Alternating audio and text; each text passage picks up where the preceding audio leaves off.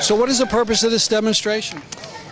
To let President Obama and to let Secretary of State Kerry know that we resist the idea of Keystone XL going through not only the Midwest, but Trailbreaker, which would go through upper New England, through Vermont, New Hampshire, and Maine. Trailbreaker is part of the Keystone?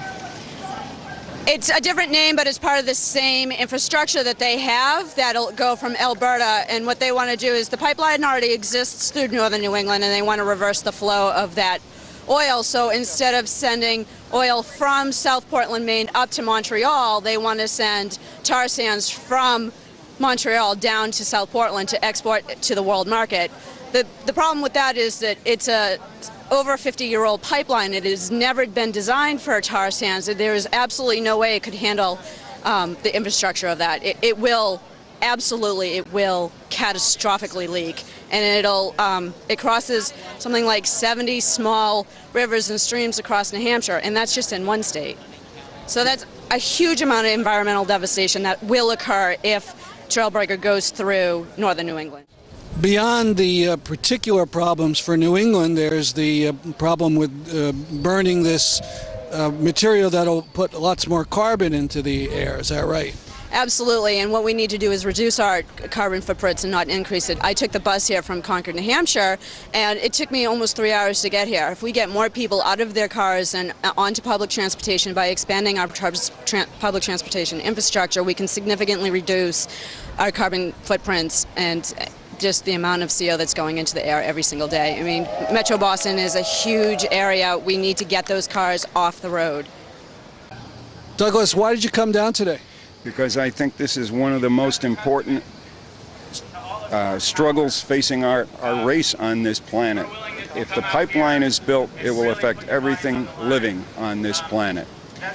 From the food chain, migration, animals, humans, international security, because there will be people migrating to try and get away from the rising floods. It sounds like an apocalypse, but it will certainly make a difference in our lifestyle. Has there been changes that you've seen in New Hampshire from the climate? I don't live near the coast. I'm at like 819 feet, and I figure if the water starts lapping at my doors, we got bigger problems. Haley, why do you think this is such a huge issue, this Keystone XL pipeline? It's a huge issue because of where it's being gotten in Canada and the huge area that is inhabited mainly by Native Americans with the exception of oilmen. And it destroys, to ship the tar sands, they have to dilute it. And to dilute it, they have to use all kinds of things, water and everything else. What it's doing is destroying the water tables of that whole area in Alberta and Saskatchewan. What about its effect in Boston? In Boston, if it's shipped through here, then it makes Boston, the idea is to convert Boston to a transatlantic crude port so that it's shipped to elsewhere, to other Atlantic ports, especially Africa, because it's too dirty to be distilled in the United States under regulations here. So it goes to third world countries for refining. So Boston will be involved with this trade again.